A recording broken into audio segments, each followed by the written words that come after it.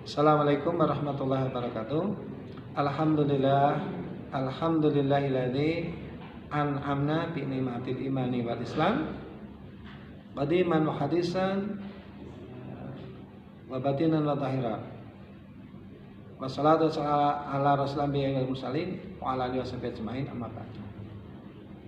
Anak-anakku kelas 12 MM dan LKN, alhamdulillah kita bertemu lagi, masih pembelajaran daring. Semoga ini akan segera berakhir ya, yang COVID ini, sehingga kita bisa bertemu bertatap muka, bisa saling diskusi, tidak sekedar via media sosial ya.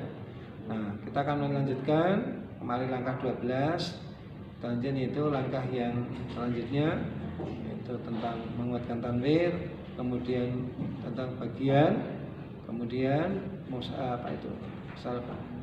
memusyawarahkan, kemudian yang 11 langkah gerakan jalan ya, sampai 5 ya, nanti masih ada 12. Kita akan bersama-sama dengan kakak-kakak kamu dari Zunima yang akan bersama kita selama diskusi ini lagi. Kami serahkan pada kakak Zunima untuk membahas mulai dari langkah yang ke berapa Mbak? 8, 9, 10, 11, 12. Kita bersama-sama, artinya kita saling belajar. Nanti mungkin mohon maaf dari anak-anak yang basicnya mungkin ikut ormas di kampung karang taruna apa, pasti akan ada manfaatnya.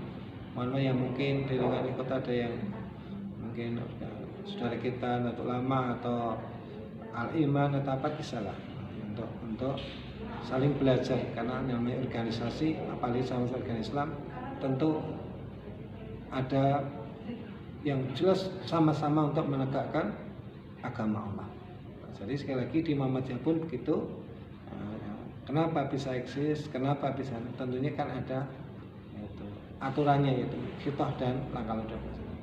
Sekali lagi saya serahkan pada kakak-kakak dari Zunima untuk ikut membantu bersama kita untuk pembelajaran PKM. Terima kasih dari Pak Dato, sekian dulu, nanti dilanjutkan oleh kakak dari Zunima. Assalamualaikum warahmatullahi wabarakatuh. Assalamualaikum warahmatullahi wabarakatuh. Bertemu lagi dengan saya. Nah, di sini kita akan meneruskan tentang 12 langkah Muhammadiyah, yakni langkah yang ke-8, tentang menguatkan majelis tanwir. Apa sih majelis tanwir itu? Nah, majelis itu sendiri adalah unsur pembantu pimpinan yang melaksanakan tugas dari persyarikatan. Sedangkan tanwir dalam Muhammadiyah sendiri berarti pencerahan. Majelis tanwir itu perlu diperteguhkan dan diatur sebaik-baiknya sehingga dapat memberi pengaruh yang nyata bagi kalangan internal maupun eksternal Muhammadiyah. Terus yang kedua ada langkah ke-9 tentang mengadakan konferensi bagian. Dalam perkembangannya itu sendiri, unsur pembantu pimpinan atau UPP Muhammadiyah itu dibagi menjadi 2, yaitu majelis lembaga yang memiliki fungsi yang berbeda dan majelis dan lembaga yang memiliki fungsi yang berbeda. Majelis itu sendiri berfungsi sebagai UPP yang melaksanakan tugas-tugas pokok dari persyarikatan. Sedangkan lembaga itu sendiri berfungsi sebagai melaksanakan sebagian tugas pendukung persyarikatan. Jadi di sini majelis dan lembaga itu senantiasa saling bekerja sama untuk menghasilkan suatu kebijakan dan langkah-langkah yang strategis. Tentunya itu semua demi kebaikan semuanya. Selanjutnya ada langkah ke-10, yakni memusyawarahkan keputusan. Di dalam Muhammadiyah sendiri dibagi menjadi 2, yakni legislatif dan teknis. Legislatif itu sendiri adalah forum yang menetapkan kebijaksanaan umum persyarikatan serta susunan dan personel pemimpin. Yang kedua, permusyawaratan teknis, yakni forum yang membahas kebijaksanaan dan pelaksanaan forum-forum yang membahas kebijaksanaan serta menghasilkan keputusan-keputusan permusyawaratan legislatif. Itu itu sendiri, segala keputusan itu senantiasa dilakukan secara musyawarah agar menghasilkan keputusan yang bijaksana. Terima kasih. Itu saja materi yang dapat saya sampaikan. Nanti diteruskan oleh teman saya, yakni langkah ke-11 dan langkah ke-12. Terima kasih. Wabillahi taufiq wal hidayah, waridho wal inayah. Wassalamualaikum warahmatullahi wabarakatuh. Sudah bagus. Assalamualaikum warahmatullahi wabarakatuh. Baik teman-teman semua, di sini saya akan melanjutkan dari 12 langkah Muhammadiyah yang selanjutnya, yaitu langkah yang ke-11 ya, yaitu mengawaskan gerakan jalan. Nah, mengawaskan gerakan jalan ini itu berarti selalu melakukan evaluasi, di mana evaluasi itu sangat diperlukan dalam sebuah organisasi.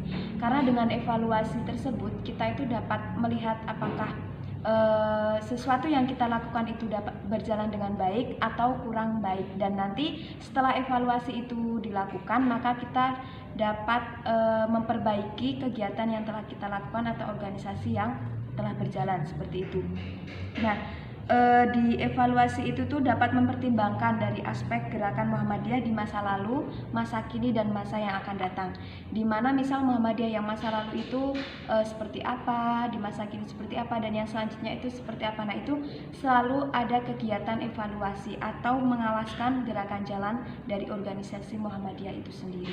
Jadi Muhammadiyah itu terus berjalan sesuai dengan rel seperti itu. Nah, yang terakhir itu langkah yang ke-12, yaitu mempersambungkan gerakan jalan. Nah, mempersambungkan gerakan jalan ini maksudnya yaitu melakukan kerjasama dengan organisasi maupun instalasi yang ada di luar dari Muhammadiyah. Contohnya seperti kalau di rumah sakit atau di Muhammadiyah itu kan punya PKU. Nah, di PKU itu tidak semua orang yang bekerja di PKU itu harus dari Muhammadiyah. Nah, bisa kita Muhammadiyah itu bekerja sama dengan dokter-dokter yang tidak notabene dari Muhammadiyah. Karena apa? Di sini itu untuk memperluas gerakan Muhammadiyah itu sendiri, di mana nantinya gerakan ini itu harus tetap dilandasi atau selalu dalam prinsip-prinsip organisasi Muhammadiyah seperti itu. Seperti mengadakan sosial kemasyarakatan yang bekerja sama dengan orang luar dari Muhammadiyah seperti itu. Nah, itu ya teman-teman yang dapat saya sampaikan, kurang lebihnya saya mohon maaf. Lalu yang selanjutnya ada tugas untuk teman-teman semua, yaitu teman-teman silahkan identifikasi teman-teman itu kan di rumah ikut sebuah organisasi. Nah, tolong identifikasikan kerjasama apa saja yang terjalin dalam organisasi tersebut, lalu musyawarah seperti apa yang sudah dijalankan dalam organisasi tersebut. Nah, sekian dari saya akhiri. Wassalamualaikum warahmatullahi wabarakatuh.